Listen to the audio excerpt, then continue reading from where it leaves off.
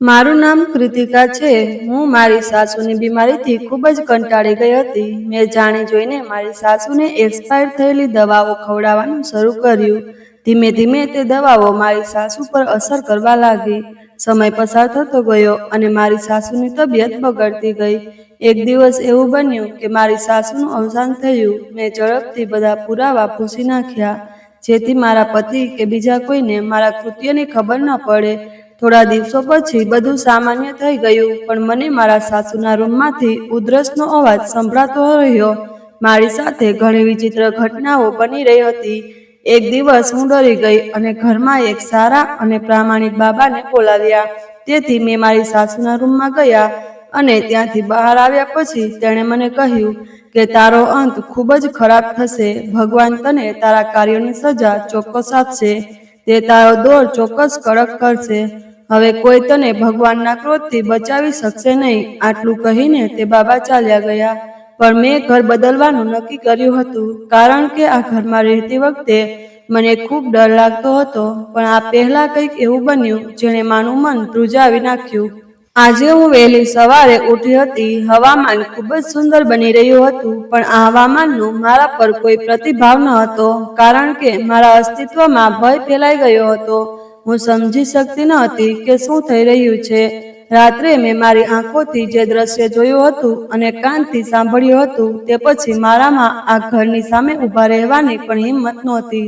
મારા માટે આ ઘરમાં એક મિનિટ પણ રહેવું મુશ્કેલ બની રહ્યું હતું।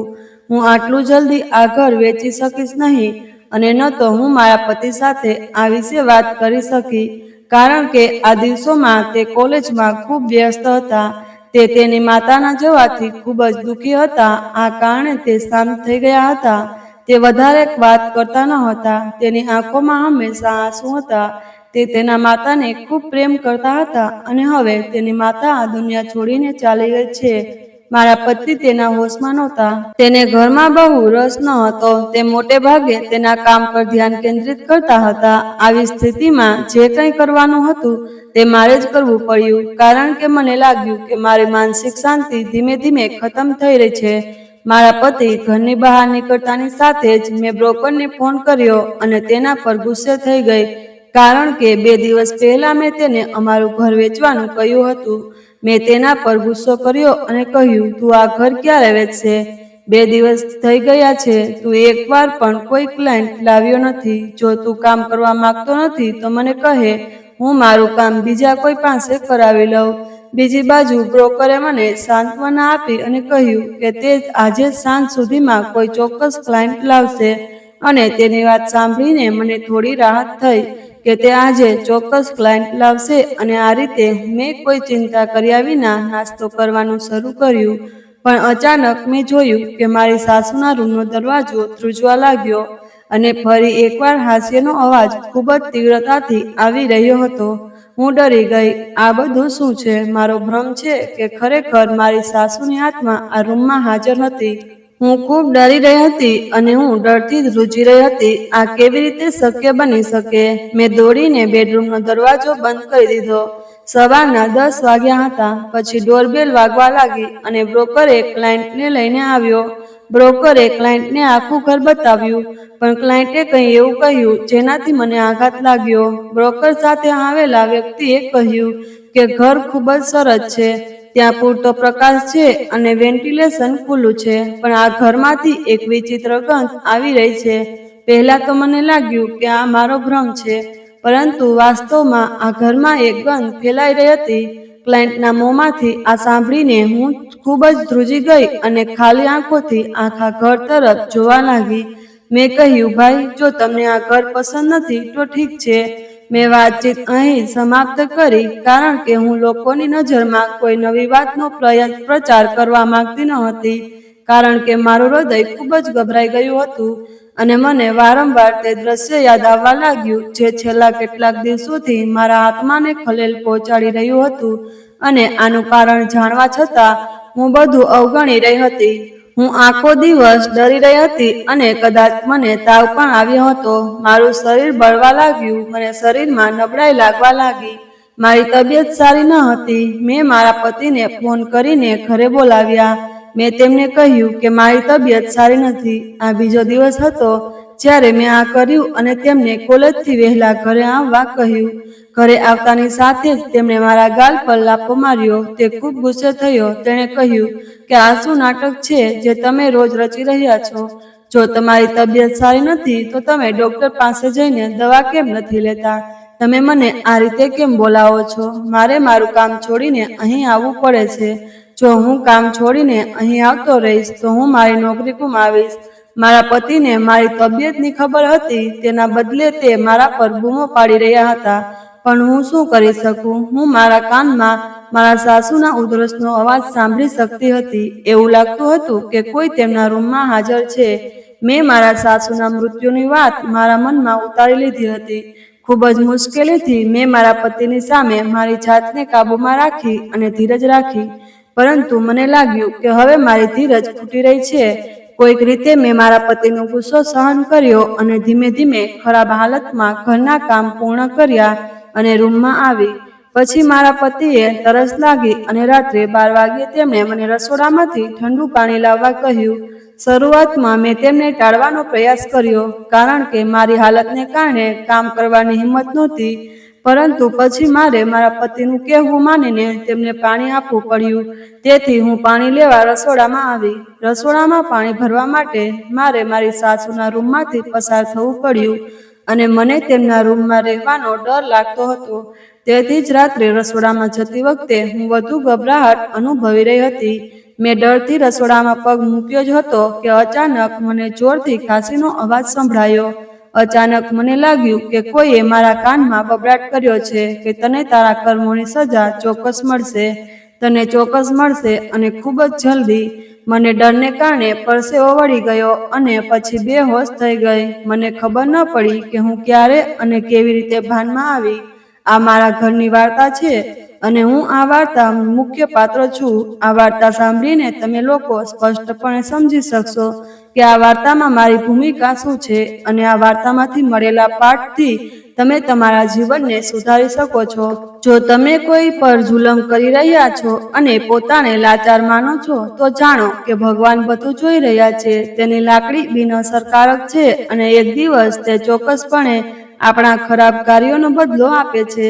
આવા લોકો પર ભગવાનનો ક્રોધ ખૂબ જ જલ્દી આવે છે અને પછી તે તેમને ક્યાંય છોડતો નથી. જેમ મેં મારા જીવનમાં ગમે તે પાપ કર્યું હોય તેમ મને મારા જીવનમાં તેની સજા મળી અને હું આજ સુધી તેનો પસ્તાવો કરી રહી છું. તો ચાલો વિગતવાર જાણીએ આખી વાર્તા.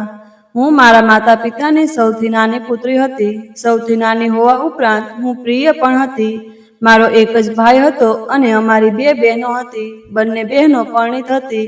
મારો ભાઈ પણ પ્રિય હતો, પરંતુ મને મારા પિતા તરફથી ખૂબ પ્રેમ અને સ્નેહ મળ્યો અને તે પ્રેમ અને સ્નેહ મને ખૂબ બગાડી હતી. મારી દાદી ઘણીવાર મારા પિતાને કહેતી કે તમે તમારી દીકરીઓને ખૂબ જ બગાડો છો. દીકરીઓ વધુ બગાડવી ન જોઈએ. જો તેઓ બીજા ઘરમાં જાય છે તો તમારા પ્રેમ અને સ્નેહની ખરાબ અસર પડશે. હવે તેમનું ધ્યાન રાખો, નહીંતર તેઓ પછીથી હાથમાંથી નીકળી જશે. પણ મારા પિતા દાદીની આ વાતને અવગણતા હતા. તેઓ તેમની દીકરીઓની બાબતમાં કોઈનું સાંભળતા ન હતા અને કહેતા હતા કે મેં મારી બંને મોટી દીકરીઓને ખૂબ પ્રેમ અને સ્નેહથી ઉછેરી છે. મેં હંમેશા તેમનો આદર કર્યો છે. તે મારા હાથમાંથી ગઈ નથી. તો પછી નાની દીકરી કેમ જશે? હું ફક્ત ભગવાનને તેમના નસીબ પર આશીર્વાદ આપવા માંગતી હતી. તેઓ હંમેશા મારા સારા નસીબ માટે પ્રાર્થના કરતા રહ્યા અને જ્યારે મારા પિતા મારી પ્રશંસા કરતા હતા, મને ટેકો આપતા હતા, ત્યારે મને ખૂબ સારું લાગતું હતું. દિવસો પસાર થવા લાગ્યા. મેં મારું શિક્ષણ પૂર્ણ કર્યું. કોઈક રીતે મેં મારી ઇન્ટરમીડિયેટની પરીક્ષાઓ આપી હતી. મને ઘરકામ કરવાનું મન થતું ન હતું અને અભ્યાસથી ભાગી જતી હતી. હું બધું છોડીને આ ઘરમાં બેસીને ટીવી જોવા માંગતી હતી અને કોઈ મને ખલેલ પહોંચાડે નહીં. મારું બધું કામ પળવારમાં તૈયાર થઈ જવું જોઈએ અને મારે આખો દિવસ મારા મોબાઈલનો ઉપયોગ કરતી રહેતી. આ સિવાય મારે બીજું કોઈ કામ ન કરવું જોઈએ. પણ શું જીવન ક્યારેય એટલું સરળ છે જેટલું મેં વિચાર્યું હતું? ઇન્ટરમીડિયેટ બોર્ડની પરીક્ષા પછી મને પસ્તાવો થવા લાગ્યો. હું આલોકને ઓળખતી ન હતી. તે મારા માટે સંપૂર્ણપણે અજાણ્યો હતો. મને મારી સુંદરતા પર ખૂબ ગર્વ હતો અને તેથી જ મેં ઘણા પ્રસ્તાવોને નકારી કાઢ્યા. મને એક એવો છોકરો જોઈતો હતો જે સુંદરતામાં મારા જેવો હોય અને મારે તેની સાથે લગ્ન કરવા જોઈએ. મારી માતા મારાથી કંટાળી ગઈ અને તેમણે મારા પિતાને મારી જવાબદારી સોંપી કે હવે તમારે તમારી દીકરીનું ધ્યાન રાખવું જોઈએ અને તેને સમજાવવું જોઈએ કે હવે તે લગ્ન કરવા યોગ્ય ઉંમરની છે. આ ઉંમરે તેણે આપણો અનાદર ન કરવો જોઈએ અને શાંતિથી સારો સંબંધ સ્વીકારવો જોઈએ. મેં મારી માતાને કહ્યું, તમે મારી પાછળ કેમ પડો છો? જો હું આ વાત મારી માતાને કહું તો પિતા તરત જ મને મદદ કરવા આવશે અને કહેશે કે મારી દીકરી સાચી છે, તમારે તેની પાછળ ન પડવું જોઈએ. તે સુંદર છે, શિક્ષિત છે, તેથી આપણે તેના સ્વભાવ મુજબ છોકરો શોધવો પડશે. આના પર મારી માતા ચૂપ રહેતી અને ઘણીવાર પછતાતી જોવા મળતી. જો હું તે સમયે તેની સલાહ સમજી ગઈ હોત તો કદાચ મારું જીવન એટલું મુશ્કેલ ન હોત જેટલું મેં વિચાર્યું પણ ન હતું. દિવસો પસાર થવા લાગ્યા. જ્યારે માતાએ મને ઘરે નવરી બેઠેલી જોઈ ત્યારે તેમણે મને કોલેજમાં પ્રવેશ અપાવવાનો આગ્રહ કર્યો. પરંતુ મારા પિતા પણ સંમત થયા કે ઘરે બેસવા રહેવાને બદલે મારે કોલેજમાં પ્રવેશ લેવો જોઈએ અને મારો અભ્યાસ ચાલુ રાખવો જોઈએ. હવે તેમની સલાહ માનીને મેં કોલેજમાં પ્રવેશ લીધો અને ત્યાંથી મારું જીવન બદલાઈ ગયું. મને મારી કોલેજના એક પ્રોફેસર સાથે પ્રેમ થઈ ગયો અને ઘરે આગ્રહ કર્યો કે જો હું લગ્ન કરીશ તો હું ફક્ત તેની સાથે જ કરીશ. તે કુંવારા હતા અને મારાથી 10 વર્ષ મોટા હતા. આ સાંભળીને ફક્ત મારી માતા જ નહીં પણ પિતા પણ ચોંકી ગયા. તેમણે મને ચેતવણી આપી કે અમે અત્યાર સુધી તારી બધી ઈચ્છાઓ પૂરી કરી છે, પણ હું તમારી આ ઈચ્છા પૂરી કરી શકતો નથી. તેથી જો તમે રોકાઈ જાઓ તો સારું રહેશે. પણ હું માની નહીં. મેં તેમની વાતને મારા પર કોઈ પણ રીતે અસર થવા દીધી નહીં. મેં ઘરે ભૂખ હડતાળ શરૂ કરી અને શક્ય તેટલી હદ સુધી સાબિત કરવાનો પ્રયાસ કર્યો કે હું આલોક વિના રહી શકતી નથી. મેં મારા કોલેજના પ્રોફેસર આલોક સાથે વાત કરી. તે ગમે તેમ કુંવારા હતા, તે મારાથી મોટા હતા. આવી સ્થિતિમાં જો હું તેમને તેમનાથી નાની અને યુવાન સુંદર છોકરી સાથે લગ્નની ઓફર કરું તો તેઓ કેવી રીતે ના પાડશે? પરંતુ હવે સમસ્યા મારા પરિવાર સાથે હતી. આલોકના પરિવારમાં ફક્ત એક બીમાર અને વૃદ્ધ માતા હતી જે સરળતાથી સંમત થઈ જશે અને આ રીતે અમે લગ્ન કરીશું. આ ચર્ચામાં 2 વર્ષ વીતી ગયા અને હવે મેં લાગણીઓમાં એવું પગલું ભર્યું હતું જે મારા માતા પિતાને હચમચાવી નાખ્યા. મેં મારા જાતને નુકસાન પહોંચાડવાનો પ્રયાસ કર્યો અને આ રીતે મારા માતા પિતાએ મારા મૃત્યુના ડરથી મારા લગ્ન તે કોલેજના પ્રોફેસર આલોક સાથે નક્કી કર્યા અને અમારી ઉંમરમાં 10 વર્ષનો તફાવત હતો. હું પરણિત હતી અને હું ત્યાં જવા બેઠી હતી. પછી મમ્મી રડતી મારી પાસે આવી અને કહેવા લાગી કે તે અમને બાળપણમાં આટલી તકલીફ આપી છે. મારા કોઈ પણ બાળકોએ મને આટલી તકલીફ આપી નથી. તેથી તારે હંમેશા ધ્યાનમાં રાખવું જોઈએ કે જે વ્યક્તિ પોતાના માતા પિતાને નાખુશ કરે છે તે ક્યારેય ખુશ ન હોઈ શકે. છતાંય હું તને આશીર્વાદ આપું છું કે તારા પતિ સાથે હંમેશા ખુશ રહે. તું બીજા કોઈને સહન કરવા ટેવાયેલી નથી. કદાચ આવી બધી રમતો તારા સ્વભાવમાં લખેલી છે, પણ હું કંઈ કરી શકતી નથી. મેં તને સમજાવવાનો ખૂબ પ્રયાસ કર્યો હતો. હવે તને ખબર છે અને તારું ભાગ્ય પણ જાણે છે. મમ્મી તે દિવસે ખૂબ રડી હતી. તેણે મને મારા કોલેજ પ્રોફેસર સાથે વિદાય પણ આપી. પણ હું મારા રૂમમાં દુલ્હનના પોશાકમાં બેઠી હતી અને મારા પતિની રાહ જોઈ રહી હતી. દરવાજો ખુલ્લો હતો અને મારા આશ્ચર્યનો કોઈ પાર નહોતો જ્યારે મારા પતિને બદલે મારી સાસુ રૂમમાં પ્રવેશી અને મને સલાહ આપવા લાગી. તે દિવસ જે મારા જીવનનો સૌથી સુંદર દિવસ હતો તે મારી સાસુની સલાહથી બગડી ગયો. મારો મૂડ ખરાબ થઈ ગયો હતો. ગમે તે હોય, હું એક ભાવનાત્મક હઠીલા પ્રકારની છોકરી હતી જેણે ક્યારેય તેના પરિવારના સભ્યોને આટલી હળવાશથી લીધા ન હતા. તો હું તેમને કેવી રીતે હળવાશથી લઈ શકું? પરંતુ તેમ છતાં તે પહેલો દિવસ હતો, તેથી મેં ખૂબ જ મુશ્કેલીથી મારી જાતને કાબૂમાં રાખી અને ચૂપ રહેવાનું વધુ સારું માન્યું અને મેં મારી સાસુને કંઈ કહ્યું નહીં. પછી ફરી એકવાર દરવાજો ખુલ્યો અને મારા પતિ અંદર પ્રવેશ્યા. મારી સાસુને તેના કૃત્ય માટે ઠપકો આપવાને બદલે કે તે આટલા લાંબા સમય પછી નવી પરિણીત કન્યાના રૂમમાંથી કેમ બહાર આવી અને આવી સ્થિતિમાં તેણીને નવી પુત્રવધૂના રૂમમાં જવાની શું જરૂર હતી? તે ખૂબ જ ખુશ હતો અને જાણે તેની માતાને મારી સાથે બેઠેલી અને વાત કરતી જોઈને તેને રાહત થઈ. મારી આંખો પોળી થઈ ગઈ અને મારા ચહેરા પર નારાજગીની લહેર દેખાઈ. મેં કહ્યું, હું આટલા લાંબા સમયથી તમારી રાહ જોઈ રહી હતી. તમે ક્યાં હતા? મેં મારી સાસુને બિલકુલ અવગણી હતી. કદાચ આ મારો છેલ્લો પ્રયાસ હતો કે હું તેમને કહી શકું કે હવે હું તમારી હાજરી બિલકુલ સહન કરી શકતી નથી. જ્યારે મારી સાસુ ત્યાંથી જતા રહ્યા અને મારા પતિએ મને જવાબ આપ્યો કે મારે હમણાં જ એક મહત્વપૂર્ણ કામ છે, તમે બેસો અને મમ્મી સાથે વાત કરો, હું આપણા બધા માટે ચા બનાવીશ. મારા પતિની આ વાત સાંભળીને મને તરત જ માથું હલાવવાનું મન થયું, પણ તે ચા બનાવવા બહાર ગયા હતા. આવા સમયે પણ શું કોઈ પોતાની માતાને રૂમમાં છોડીને ચા બનાવવા જાય છે? અને આ 20 મિનિટમાં મારી સાસુએ મને મૂર્ખ બનાવી દીધી હતી.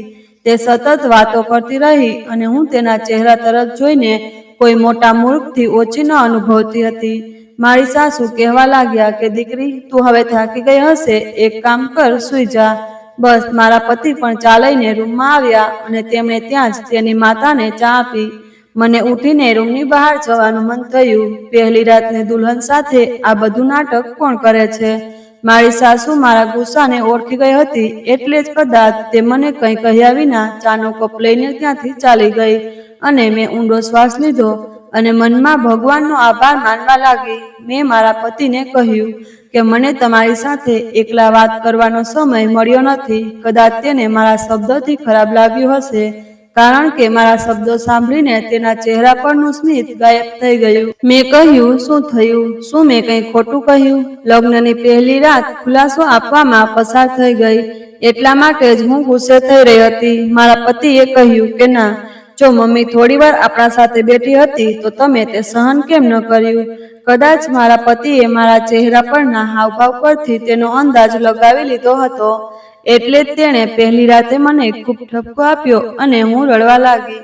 ટૂંક સમયમાં તેને પોતાની ભૂલનો અહેસાસ થયો. તેણે મને માફ કરી દીધું અને મને મુખ દેખાઈ ભેટ આપી અને પછી તેણે મને તેની પ્રેમથી ભરેલી વાતોમાં કેદ કરી લીધી. તે કહેવા લાગ્યા કે ઠીક છે, હું તમને એક વાત કહેવા માંગુ છું. હું જે પ્રેમમાં સંપૂર્ણપણે કેદ થઈ ગઈ હતી.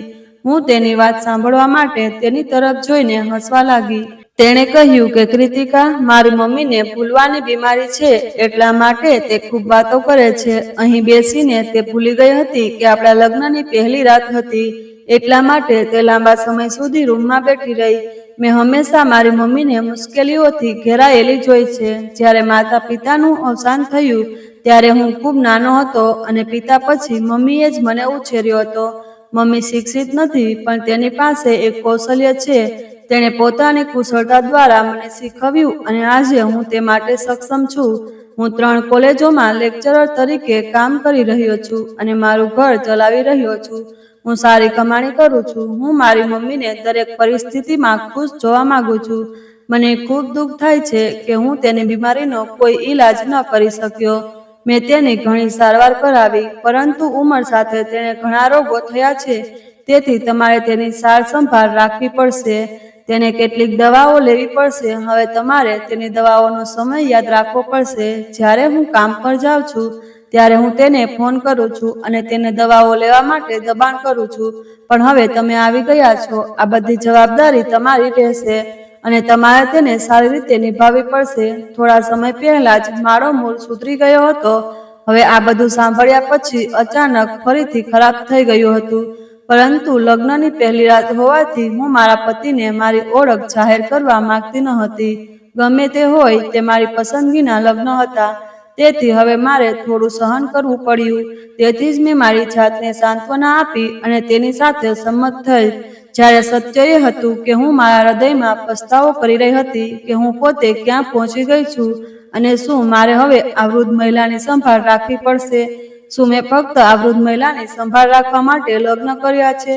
અમે લગ્ન પહેલા મળ્યા હતા, જેમાં તેણે તેની માતા વિશે વાત કરવાનું શરૂ કર્યું હતું અને મેં તેનું ધ્યાન હટાવ્યું હતું. જો મેં તે સમયે તેનું ધ્યાન હટાવ્યું ન હોત તો આજે મને સારી રીતે ખબર હોત કે તેની માતાને કયો રોગ છે અને તે મારા માટે કઈ સમસ્યાઓ ઊભી કરી શકે છે.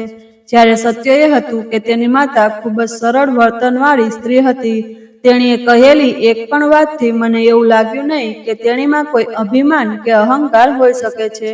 તેના બદલે તે એક સમજદાર અને મૃદુભાષી સ્ત્રી હતી. બીજા દિવસે સવારે મેં મારા પતિને કહ્યું કે લગ્ન પછી આપણે કોઈ વિધિ નહીં કરીએ. મારા પરિવારના સભ્યો પણ મને બોલાવવા નહીં આવે. તેના બદલે અમે બંને નાસ્તો કરવા માટે કોઈ સારી જગ્યાએ જઈએ. જો કે લગ્ન પછીનું પહેલું ભોજન પુત્રવધુ રાંધે છે, પણ મેં મારા પતિને કહ્યું કે ચાલો આપણે બજારમાં નાસ્તો કરીએ. મારા પતિએ મારી વિધિ તોડવી ગમ્યું અને તેમણે કહ્યું, ઠીક છે. સવારે વહેલા જ્યારે હું તૈયાર થઈ રહી હતી, સવારે 10 વાગ્યા હતા, પછી રૂમમાંથી બહાર આવી ત્યારે મેં જોયું કે મારા સાસુએ ટેબલ પર નાસ્તો સરસ રીતે સજાવ્યો હતો અને અમારી રાહ જોતા બેઠા હતા. મારા પતિ તેની માતાના આ પગલાંથી પીગળી ગયા હોય તેવું લાગતું હતું અને મેં જે કહ્યું હતું તે ભૂલી ગયા હતા. આ રીતે લગ્નના પહેલા દિવસે મેં મારા હૃદયમાં મારી સાસુ માટે નફરત પેદા કરી હતી. મેં મારા પતિને કહ્યું કે આપણે અહીં નાસ્તો કરીશું, કારણ કે મેં મારા પતિની ખુરશી ખેંચીને બેઠેલા અને નાસ્તો કરતા જોયા હતા.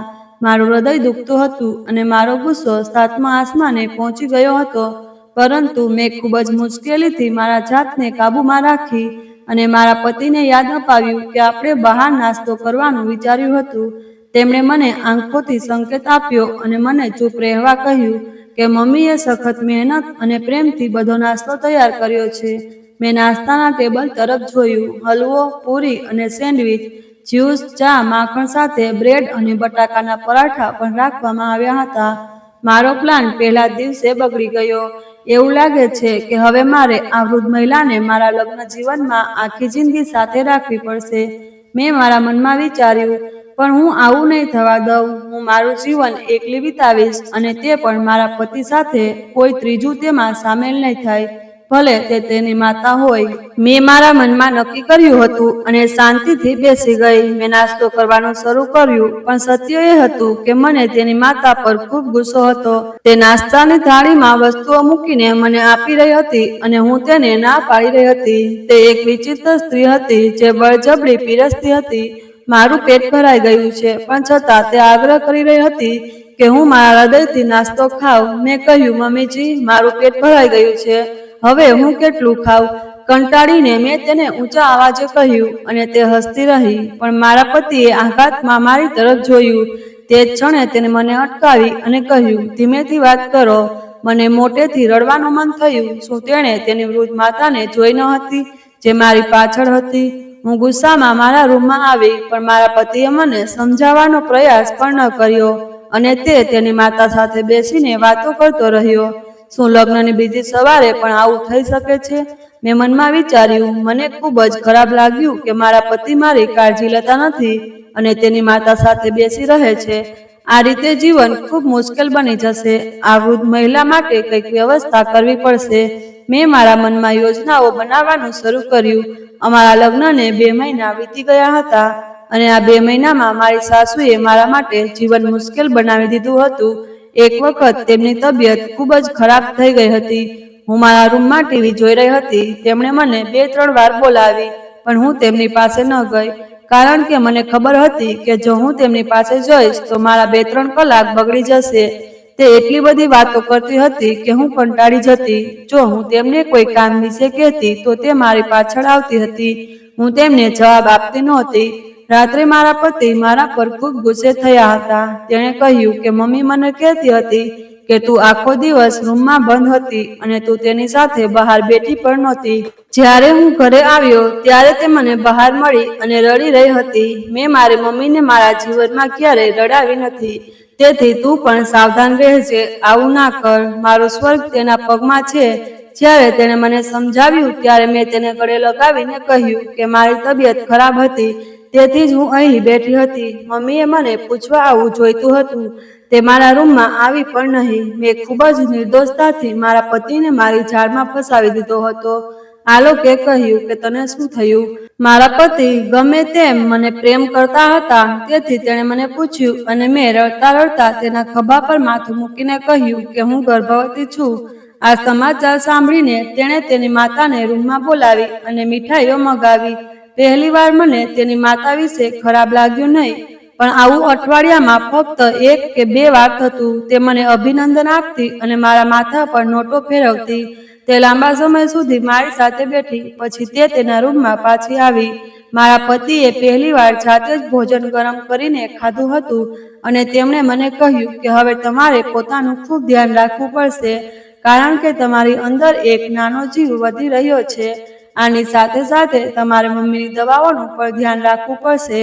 ગઈકાલે હું તેમને ડોક્ટર પાસે લઈ ગયો ત્યારે ડોક્ટરે મને કહ્યું કે કદાચ તેમની દવાઓમાં કોઈ ઉણપ હશે, તેથી જ તે વધુને વધુ બોલવા લાગી છે અને હવે તેમના આખા શરીરમાં દુખાવો પણ થાય છે. તેથી જ ગઈકાલે તે તેના રૂમમાં બેસીને તમને બોલાવી રહી હતી.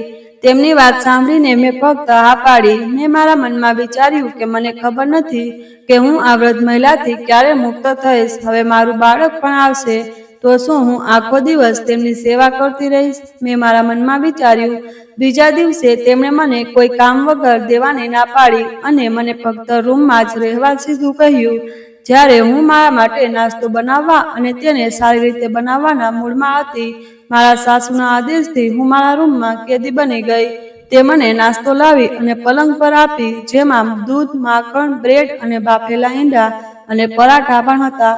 પણ મને હલવાપુરી ખાવાનું મન થયું. કોઈક રીતે મેં નાસ્તો ખાધો. જ્યારે તેની દવાનો સમય થયો ત્યારે મેં તેને દવા લેવા કહ્યું કે તમારી દવાનો સમય થઈ ગયો છે, લઈ લેજો, નહીતર આ લોક મારા પર ગુસ્સે થશે. મેં તેને મજાક ઉડાવતા કહ્યું. તેણે હસતા હસતા દવા ખાધી, પણ કામ કરતી વખતે તે લપસી ગઈ અને તેનો પગ તૂટી ગયો. એક પગ પ્લાસ્ટર થઈ ગયો હતો અને હવે પાણીમાં વધુ કામ કરવાથી તેને ન્યુમોનિયાનો હુમલો આવ્યો હતો. મારા પતિએ તેની કોલેજમાંથી 2 દિવસની રજા લઈને મારું જીવન મુશ્કેલ બનાવી દીધું હતું. હું તેનો અવાજ હંમેશા સાંભળતી શકતી. આ લાવો, તે લાવો, પાણી ગરમ રાખો, મમ્મીને નવડાવો, તેના કપડાં બદલો, તેને ખવડાવો, તેના હાથ અને ચહેરો ધોવો. હું કંટાળી ગઈ હતી.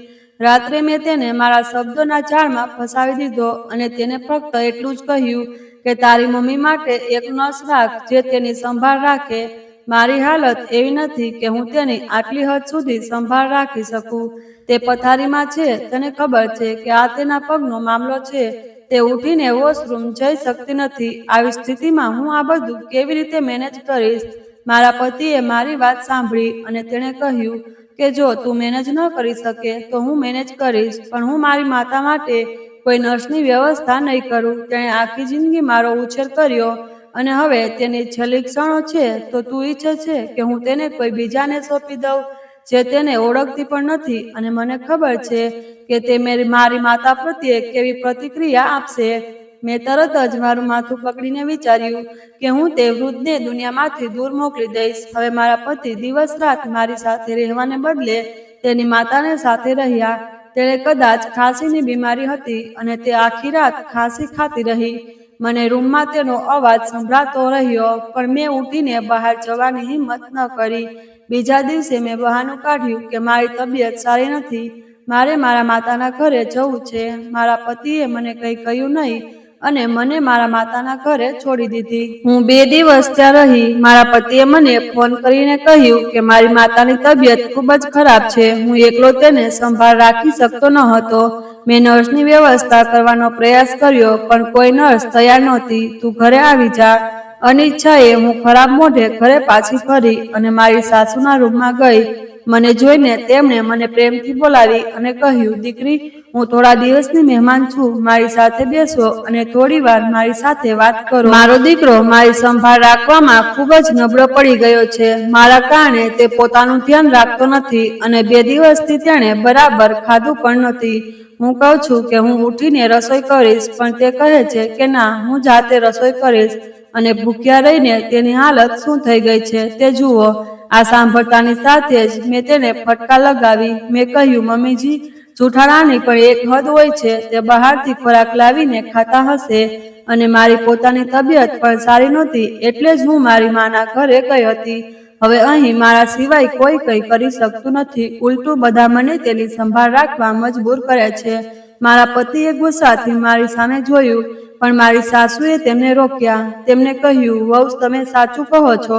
ઠીક છે, તમે જાઓ અને સૂઈ જાઓ. તે સમજી ગયા કે હું તેમની હાજરી સહન કરી શકતી નથી. હું તે રૂમમાંથી બહાર આવતાની સાથે જ મેં તેમના દીકરાને કહેતા સાંભળ્યા કે દીકરા, હું પ્રાર્થના કરું છું કે ભગવાન મને પોતાની પાસે બોલાવે, પછી તમારું જીવન કદાચ સરળ બનશે. મારા પતિએ કદાચ તેની માતાને મારા વિશે કંઈક કહ્યું હશે. ત્યારે તેમણે જવાબ આપ્યો. હું પણ હસી કે વૃદ્ધ મહિલા હવે જાણે છે કે હું તેમની સાથે રહેવા માંગતી નથી.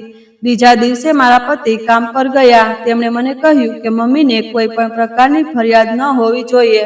તેમને સમયસર દવા આપો અને જુઓ કે તેમની દવાઓ પૂરી થઈ ગઈ છે કે નહીં. પછી મને મેસેજ કરો. હું મારા રૂમમાં બેઠી હતી. નાસ્તો બનાવ્યા પછી મેં મારી સાસુનો અવાજ સાંભળ્યો. વહુ, મને પણ નાસ્તો આપો. મેં તેમને પણ નાસ્તો આપ્યો. મેં તેમને અડધો કપ ચા અને સૂકી રોટલી આપી. તેમણે તે પણ ખુશીથી ખાધી. મેં બૂમ પાડીને કહ્યું કે મને ખબર નથી કે તે કેવા પ્રકારની સ્ત્રી છે. તે સમયે મને મારા પેટમાં દુખાવો થતો હતો. પછી મને મારા સાસુના રૂમમાં બૂમો પાડવાનો અવાજ સંભળાયો. મારે ઉઠીને જવું પડ્યું. તેથી તેણે મને કહ્યું કે પુત્રવધુ, મારી છાતીમાં ખૂબ દુખાવો થઈ રહ્યો છે. અહીં દવાઓ છે, તેમાંથી એક મને આપો. તે જીભ નીચે રાખવાની ગોળી છે. જો હું તે લઈશ તો હું સ્વસ્થ થઈ જઈશ. તેના પગમાં પણ દુખાવો થઈ રહ્યો હતો, તેથી તે જાતે ઊભી થઈ શકતી ન હતી. પેટમાં ખૂબ દુખાવાના કારણે મેં દવાઓ ઉપાડી હતી અને પછી અચાનક મારી નજર તેની દવાઓની સમાપ્તિ તારીખ પર પડી. મારા મનમાં એક શેતાની વિચાર આવ્યો. તે ક્ષણે મારા પેટનો દુખાવો પણ ગાયબ થઈ ગયો અને કંઈ વિચાર્યા વિના મેં તે દવાઓ ઉપાડી અને મારી સાસુની હથેળી પર મૂકી અને કહ્યું કે આ લો અને તમે સ્વસ્થ થઈ જશો. જ્યારે તે દવાઓની મુદત પૂરી થઈ ગઈ હતી, મારા પતિએ મને સ્પષ્ટ કહ્યું હતું કે જો કોઈ દવા ખૂટે છે તો મને મેસેજ કરીને જણાવો. હું પાછા ફરતી વખતે તેને લાવીશ. પણ એવું લાગતું હતું કે જાણે શેતાન મારા પર કબજો કરી ગયો હોય. તે મને વારંવાર ફોન કરતો રહ્યો. આ દિવસોમાં મારા પતિ પણ રાત્રે તેની પાસે સૂતા હતા. અમારા લગ્નને ફક્ત 4 મહિના થયા હતા અને આ આખું નાટક શરૂ થયું હતું. તેથી જ મને તેના માટે ખૂબ જ નફરત થતી હતી અને મેં મારા નફરતને કારણે બધી હદ વટાવી દીધી. મેં તેને એક્સપાયર્ડ દવાઓ આપી હતી. દવાઓ લીધા પછી પણ તેને મને આશીર્વાદ આપ્યા હતા અને કહ્યું હતું કે ભગવાન તમને હંમેશા ખુશ રાખે અને બધાને તમારા જેવી પુત્રવધુ આપે. મેં સ્મિત સાથે તેની પ્રાર્થના સાંભળી હતી. તે સમયે એવું લાગતું હતું કે મારા અંતરાત્મા પર કોઈ ભાર નથી. કદાચ મારા સ્વભાવમાં જ ક્રૂરતા હતી. મેં ખાતરી કરવા માટે દરેક શક્ય પ્રયાસ કર્યો હતો કે તે આ દુનિયામાં ન રહે. હું મારા રૂમમાં ગઈ અને આરામથી સૂઈ ગઈ. બપોરના 4 વાગ્યા હતા. જ્યારે મેં મારી આંખો ખોલી ત્યારે ઘરમાં સંપૂર્ણ શાંતિ હતી. નહીંતર મારી આંખો ખોલતાની સાથે જ મને મારી સાસુની ઉધરસનો અવાજ વારંવાર સંભળાતો હતો. પણ આજે આટલી શાંતિ કેમ? મેં ઉઠીને મારા સાસુના રૂમમાં જોયું તો તે જમીન પર મોઢું રાખીને સૂઈ રહી હતી અને તેના માથામાંથી લોહી વહેવા લાગ્યું હતું. શું થયું? હું તરત જ આગળ આવી. મેં પછી એક્સપાયર થયેલી દવાની પેટી જોઈ. તેનો અર્થ એ થયો કે પૂરી થઈ ગઈ હતી. મેં તરત જ તેના ધબકારા તપાસ્યા, જે લગભગ ચાલતા ન હતા. તેનો અર્થ એ થયો કે મારું આયોજન સફળ થયું અને હું જીતી ગઈ. મેં મારા હૃદયમાં ભગવાનનો આભાર માન્યો. સૌપ્રથમ મેં તેને કોઈક રીતે ખેંચીને પલંગ પર સુવડાવી. તે બેભાન થઈ ગઈ હતી. પછી મેં તેના પર ધાબળો નાખ્યો. મેં તેના મોંમાંથી નીકળતા ફીણને સાફ કર્યું. ફ્લોર પર જે લોહી હતું તે એ જ હાલતમાં પડેલું હતું. મેં ચાદરથી સાફ કર્યું. ફ્લોર સાફ કર્યા પછી મેં તે દવાની પેટી ઉપાડી અને બારીમાંથી ફેંકી દીધી અને મારી આંખોમાં આંસુ લાવી. પછી મેં મારા પતિને ફોન કર્યો. તેણે ફોન પર પૂછ્યું શું થયું. તેણે લેક્ચર દરમિયાન મારો કોલ એટેન્ડ કર્યો હતો. તેણે કહ્યું, મમ્મી ઠીક છે? આ તેનો પહેલો પ્રશ્ન હતો. મેં કહ્યું, આલોક, મમ્મીની તબિયત સારી નથી. તે શ્વાસ લઈ શકતી નથી. તું જલ્દી ઘરે આવી જા. ચાલો આપણે મમ્મીને ડૉક્ટર પાસે લઈ જઈએ અને જ્યાં સુધી તે કોલેજથી ઘરે ન આવે ત્યાં સુધી હું મારા રૂમમાં બેઠી હતી અને ચિપ્સ ખાઈ રહી હતી, કારણ કે મને ખૂબ ભૂખ લાગી હતી. ઘરના બીજા રૂમમાં એક લાશ પડી હતી અને હું અહીં બેસીને આ નાટક કરી રહી હતી. કાશ ભગવાને મને તે સમયે શાણ પણ આપ્યું હોત અથવા મને સમજાવ્યું હોત તો આજે આ બધું ન બન્યું હોત.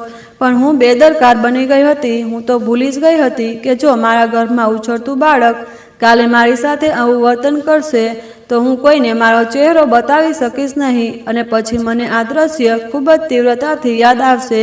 પણ તે સમયે મેં માથું હલાવ્યું અને મારા વિચારોમાં ખોવાઈ ગઈ. જ્યારે દરવાજો જોરથી ખટખટાવ્યો ત્યારે હું દોડીને દરવાજો ખોલ્યો અને મારા પતિને ગળે લગાવીને રડવા લાગી. તે મને પોતાનાથી અલગ કરીને તેની માતાના રૂમમાં ગયો. તેને બેભાન જોઈને તેને પોતાના હાથમાં ઉપાડી અને એમ્બ્યુલન્સમાં બેસાડી. તે એમ્બ્યુલન્સ પોતાની સાથે જ લાવ્યો હતો. હોસ્પિટલ પહોંચ્યા પછી થોડીવાર પછી તેણે મને ફોન કરીને કહ્યું કે મમ્મી હવે નથી. મેં હસીને તેને પૂછ્યું કે શું તે ખરેખર નથી રહી? તેણે કહ્યું, હા, મારી દુનિયા ખતમ થઈ ગઈ છે કૃતિકા. મેં તેને આશ્વાસનના થોડા શબ્દ કહ્યા અને ફોન કાપી નાખતાની સાથે જ ખુશીથી ઉછળી પડી. મારા પતિએ તરત જ એક નોકરાણીને મોકલી, જેણે ઘરની સફાઈ કર્યા પછી લોકોને ત્યાં બેસવાની વ્યવસ્થા કરવાનું શરૂ કર્યું. લોકો આવતા જતા રહ્યા. તેઓ શોક કરી રહ્યા હતા અને હું રડતી રહી અને પોતાને ખાતરી આપવાનો પ્રયાસ કરતી રહી કે મારી સાસુ મારા વચ્ચે ખૂબ જ સારા સંબંધો હતા. તે ખૂબ જ સારી અને સમજદાર સ્ત્રી હતી, પણ મને ખબર નથી કે તેનું શું થયું કે તે મરી ગઈ. 2 દિવસ સુધી મારા પતિ તેના માતાના મૃત્યુના આઘાતનો સામનો કરતા રહ્યા. છેવટે 3જા દિવસે મને સ્વતંત્રતાનો અનુભવ થયો. શોક પછી બધા પોતાના ઘરે પાછા ફર્યા અને મારા પતિ પણ કામ પર જવા લાગ્યા.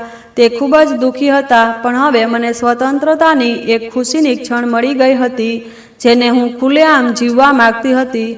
મેં મારા પતિ માટે નાસ્તો તૈયાર કર્યો હતો અને હું ટેબલ પર બેઠી હતી અને નાસ્તો કરી રહી હતી ત્યારે અચાનક મને એક વિચિત્ર પરિસ્થિતિમાંથી પસાર થવું પડ્યું. મને એવું લાગતું હતું કે મને મારી સાસુના રૂમમાંથી બોલાવી રહી છે અને કોઈ ખાંસી રહ્યું છે. હું અચાનક કૂદી પડી અને તરત જ મારા ધબકારાએ હૃદયને પકડી રાખ્યું. મેં ટેબલ પરથી ટ્રે ઉપાડી અને મારા રૂમનો દરવાજો બંધ કરી દીધો અને નાસ્તો કર્યો. મારું હૃદય આખો દિવસ ધબકતું રહ્યું કે આ કેવો અવાજ છે, અને આ સમયે ઘરમાં મારા સિવાય બીજું કોઈ નહોતું જ્યાં સુધી મારા પતિ આવ્યા નહીં. હું આ રીતે રૂમમાં બંધ રહી અને ખરાબ તબિયતનું બહાનું બનાવતી રહી. તે બહારથી ખોરાક લાવ્યો. ખોરાક ખાધા પછી મેં પણ સાસુના રૂમ તરફ જોવાની હિંમત નહોતી કરી. જ્યારે મારા પતિ તેના રૂમમાં બેસીને લાંબા સમય સુધી તેને યાદ કરતા હતા. બીજા દિવસે મારા પતિ કામ પર જવાના હતા કે તરત જ મેં તેનો હાથ પકડીને કહ્યું કે મને ડર લાગે છે, કૃપા કરીને ઘર છોડશો નહીં. જ્યારે તેણે મારી હાલત જોઈ ત્યારે તેણે મારા કપાળ પર ચુંબન કર્યું અને કહ્યું કે મારે જવું પડશે, તું કેમ ડરે છે, મજબૂત બનો. અને આ રીતે ફરીથી ચાલ્યો ગયો. મેં ડરથી ઘરના બધા કામ કરવા માંડ્યા અને મને ખબર નથી કે મને અહીં સ્વતંત્રતા કેમ મળી હતી, પણ મુક્તપણે શ્વાસ લેવાની તક મળી રહી નહોતી. મને વારંવાર તેમનું છેલ્લું દર્શન યાદ આવતું હતું, જ્યારે તેઓ જમીન પર મોઢું રાખીને સૂતા હતા અને તેમના નાક અને મોંમાંથી પીણ નીકળતું હતું. ખુશ થયા પછી પણ હું ખુશ રહી શકતી નથી. મને ખબર નથી કે મારા હૃદયમાં એક વિચિત્ર ભય કેમ ઘેરાઈ ગયો હતો. હવે જ્યારે પણ હું મારી સાસુના રૂમ સામેથી પસાર થતી હતી ત્યારે મને તેમના ઉધરસનો જોરદાર અવાજ સંભળાતો હતો અને મારું હૃદય ડરી જતું હતું. મારો ડિલિવરીનો સમય પણ નજીક આવી રહ્યો હતો અને હું ખુશ થવા માંગતી હતી, પણ મેં કરેલા પાપ પછી હું કેવી રીતે ખુશ રહી શકું? મેં મારી સાસુને મારા પોતાના હાથે મારી નાખી હતી. મેં તેમને એક્સપાયર થયેલી દવાઓ ખવડાવી હતી. આ રીતે તે આ દુનિયા છોડી ગઈ હતી અને હવે હું તેમની ગેરહાજરીમાં ઉજવણી કરવામાં ડરતી હતી, કારણ કે મને વારંવાર એવું લાગતું હતું કે કોઈ તેમના રૂમમાં બેસીને ફરીથી ખાંસી રહ્યું છે. 1 કે 2 વાર હિંમત ભેગી કરી અને હું રૂમમાં ડોક્યું કરી. મને એક વિચિત્ર ગંધનો અનુભવ થયો. દિવસે ને દિવસે હું વધુને વધુ ડરતી જતી હતી. મારો ચહેરો નિસ્તેજ થઈ ગયો હતો. મારા પતિએ પણ જોયું કે હું આ દિવસોમાં ખૂબ જ ડરી ગઈ હતી. હવે હું તેને કેવી રીતે કહી શકું કે આ ડર અને વેદના શું છે? હવે હું ઘણીવાર રાત્રે જાગીને રડવા લાગી. મારા પતિ મને સાંત્વના આપતા હતા, પણ હું તેની આંખમાં પણ જોઈ શકતી ન હતી, કારણ કે મેં કરેલું પાપ અક્ષમ્ય હતું. મેં એક લાચાર વૃદ્ધ સ્ત્રીને એક્સપાયર થયેલી દવાઓ ખવડાવીને મારી નાખી હતી, જેથી હું મુક્ત જીવન જીવી શકું અને તેના પર મારા કોઈ પ્રતિબંધ ન રહે. હું ઘણીવાર મુશ્કેલીઓનો ભોગ બની હતી. હું ઘણીવાર આખી રાત જાગીને વિતાવતી. હું સૂઈ શકતી ન હતી અને ડરતી હતી. મને આ જગ્યા છોડીને ક્યાંક દૂર ભાગી જવાનું મન થતું હતું, પણ હવે મારી સ્વતંત્રની ઈચ્છા મારી ગળામાં ખંજર બની ગઈ હતી. મને પહેલાં તેના પર ગર્વ થતો હતો, પણ મારી સાસુના મૃત્યુના 1 અઠવાડિયામાં જ હું ભાનમાં આવી ગઈ હતી અને મને લાગ્યું કે હવે હું ક્યારેય પહેલાં જેવું જીવન જીવી શકીશ નહીં. જ્યારે મેં મારી આંખો બંધ કરી ત્યારે હું મારી સાસુને જોઈ શકી. જ્યારે મેં મારી આંખો ખોલી ત્યારે એવું લાગતું હતું કે તે ઘરમાં ફરતી હોય તે મને બોલાવતી હતી અને ઉધરસનો અવાજ મારા માથા પર હથોડાની જેમ વાગતો હતો. મેં વારંવાર મારા પતિને ઘર વેચવા માટે મનાવ્યો હતો, પરંતુ જ્યારે પણ દલાલ કોઈ ક્લાયન્ટ લાવતો ત્યારે ક્લાયન્ટને ઘર ગમતું ન હતું અને તેને ઘરમાં એક વિચિત્ર ગંધ આવતી હતી. હું કંટાળી ગઈ હતી. મેં ઘણા લોકોનો સંપર્ક કર્યો પણ ઘર વેચાતું નહોતું. જ્યારે મારા પતિએ મારી હાલત જોઈ ત્યારે તેણે એક બાબાને બોલાવ્યા અને મારી ઈચ્છા મુજબ મને મારી સાસુનો રૂમ બતાવ્યો. હું મારા પતિને ના પાડતી રહી પણ તેને મારી વાત ન સાંભળી. તેણે કહ્યું કે ઘરમાં કોઈ સમસ્યા હોઈ શકે છે, કોઈ ભૂત કે આત્માને આપણા ઘરમાં નિવાસ કર્યો હશે. તેણે કહ્યું કે આપણે બાબાને ફોન કરીને તેમને બતાવવું જોઈએ કે ઘરમાં શું સમસ્યા છે. તું આટલી ડરી ગઈ છે તેનું કારણ શું છે? પહેલાં તું એટલી ડરતી ન હતી. તારા ચહેરાનો રંગ બદલાઈ ગયો છે, તારી આંખો અંદર ડૂબી ગઈ છે અને એવું લાગે છે કે તું હસવાનું ભૂલી ગઈ છે. આની અસર મારા બાળક પર પણ પડી શકે છે. ગમે તે હોય, તે મારી ગર્ભાવસ્થાના છેલ્લા દિવસો હતા. એટલા માટે મારા પતિએ બાબાને ફોન કર્યો કે તેઓ મારી ખૂબ કાળજી રાખે છે. તેમણે મારા પતિ તરફ જોયું અને કહ્યું, આ બધું આ રૂમમાં થયેલા અત્યાચારોને કારણે થઈ રહ્યું છે. આ સાંભળીને મારા પતિ ચોંકી ગયા અને બાબાએ કડક નજરે મારી સામે જોયું અને કહ્યું કે તને આની સજા ચોક્કસ મળશે. બાબા તંત્ર મંત્ર કરીને સારી રીતે જાણતા હતા. તેણે કહ્યું કે તારી સાસુનો આત્મા હજુ પણ તે રૂમમાં હાજર છે અને ખૂબ પીડાઈ રહ્યો છે. તારી સાસુ ખૂબ જ સારી સ્ત્રી હતી અને સારા લોકોની આત્માને એટલી સરળતાથી શાંતિ મળતી નથી. તારી સાસુ સાથે તે જે અત્યાચાર કર્યા છે તે મારાથી છુપાયેલા નથી. મને સત્ય ખબર પડી છે. તે એક સારી સ્ત્રી અને ભગવાનની ભક્ત હતી, પણ હવે તારે સજાનો સ્વાદ ચાખવો પડશે. હું તને ફક્ત એટલા માટે કહી રહ્યો છું કે તારું ઘર તૂટે નહીં, પણ ભગવાન પાસેથી ન્યાયની અપેક્ષા રાખશો નહીં. તે ચોક્કસ ન્યાય કરશે. તેણે મારા પતિને પણ સાંત્વના આપીને ચાલ્યો ગયો, પણ હું જીવતી લાશ જેવી બની ગઈ હતી. મને કોઈ પણ રીતે શાંતિ મળી રહી ન હતી. મને લાગ્યું કે હું જલ્દી માનસિક દર્દી બની જઈશ અને એવું જ થયું. હવે હું જાગતી રહેતી અને બપોરે પણ ચીસો પાડતી રહેતી.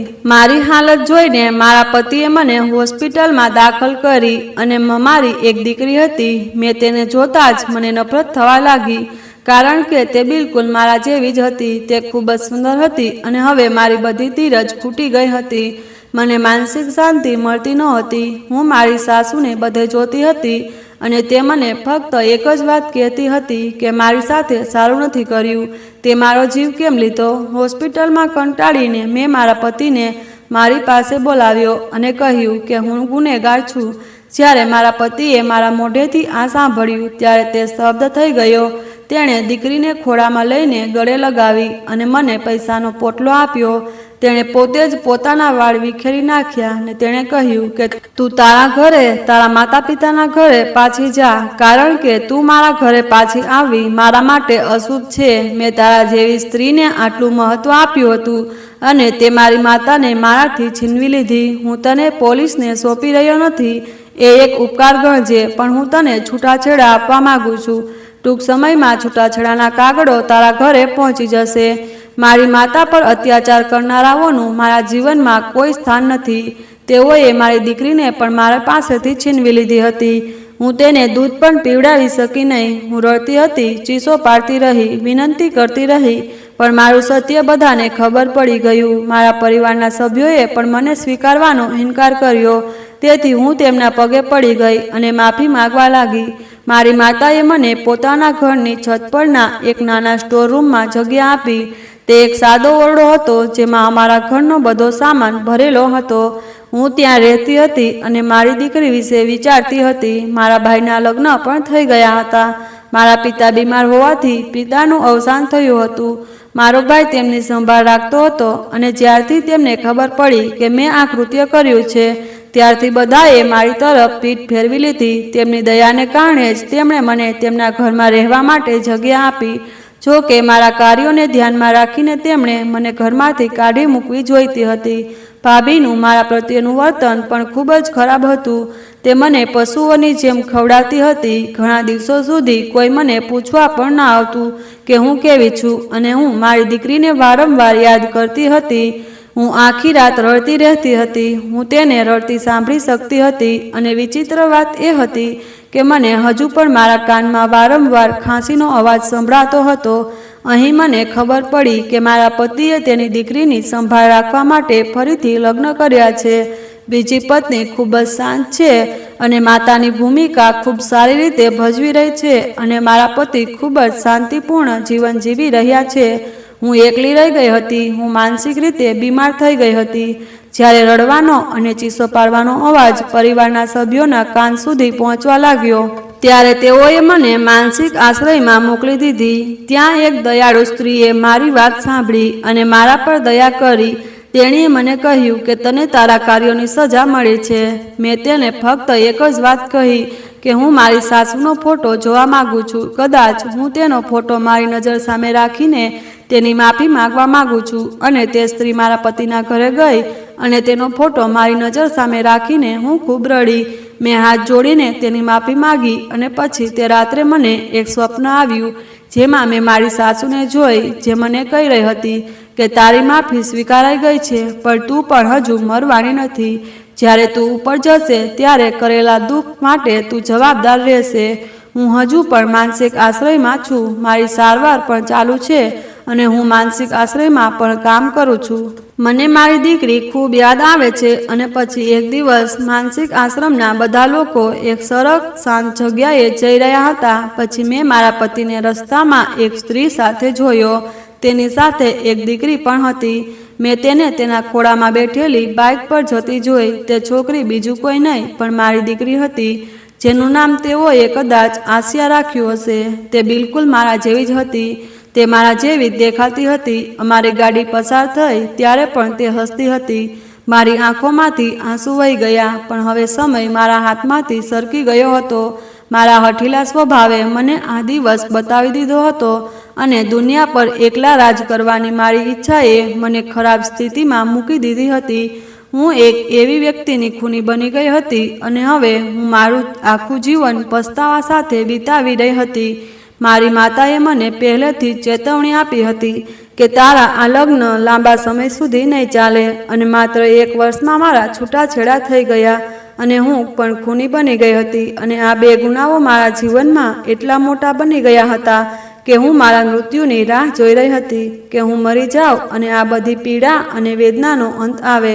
પણ વ્યક્તિને જીવતા રહીને તેના કર્મોની સજા ભોગવવી પડે છે, અને તેને આ દુનિયામાં જ તેના કર્મોનું ફળ મળે છે. જે રીતે મેં મારી સાસુના અસ્તિત્વને સહન ન કર્યું, મેં સંબંધોના શિષ્ટાચારનું પાલન કર્યું નહીં, મેં તેમનો આદર કર્યો નહીં. આજે હું મારું બાકીનું જીવન એકલા વિતાવી રહી છું. સમય પહેલાં વૃદ્ધાવસ્થા મારા પર આવી ગઈ છે. બાળકો હોવા છતાં હું માતાના પ્રેમ માટે તડપું છું, અને તેના માટે રડતી રહું છું. કાશ મેં આ બધું ન કર્યું હોત. કાશ મેં મારી સાસુને મારી દુશ્મન નહીં પણ માણસ ગણી હોત, તો આજે હું મારા પતિ સાથે ખુશ હોત. પરંતુ કોઈ પણ વ્યક્તિના જીવનમાં ફક્ત જોશ રહે છે, જે તેને વધુ પસ્તાવો કરાવે છે, અને મારી સાસુ સાથે પણ આવું જ થયું. હું ઘણીવાર રાત્રે માનસિક આશ્રયના આ ખાલી રૂમમાં સૂઈ જાઉં છું અને છત તરફ જોતી રહી છું. વિચારું છું કે માણસના સ્વભાવના આ જીદ કેમ રાખવામાં આવી છે. આપણે જે વસ્તુઓ આપણી પાસે નથી તેને કેમ પ્રેમ કરીએ છીએ, અને જે આપણી પાસે છે તેની યોગ્ય સમયે કદર કેમ નથી કરતા. મારું જીવન એક અરીસો હતું, અને તે અરીસામાં મને ફક્ત એક જ ચહેરો દેખાતો હતો, પસ્તાવાનો. જ્યારે હું બીજી સ્ત્રીને જોઉં છું જે પોતાના બાળકો સાથે હસતી હોય છે, અથવા કોઈ દીકરી પોતાની માતાને ગળે લગાવીને ખુશ થાય છે, ત્યારે મારો આત્મા અંદરથી ચીસો પાડે છે. માતા બનવાનો તબક્કો ફક્ત તે જ વ્યક્તિ સમજી શકે છે જેણે પોતાના ગર્ભમાંથી કોઈને જન્મ આપ્યો હોય, અને પછી તે બાળકને પોતાની આંખો સામે બીજાના ખોળામાં રમતા જોયું હોય.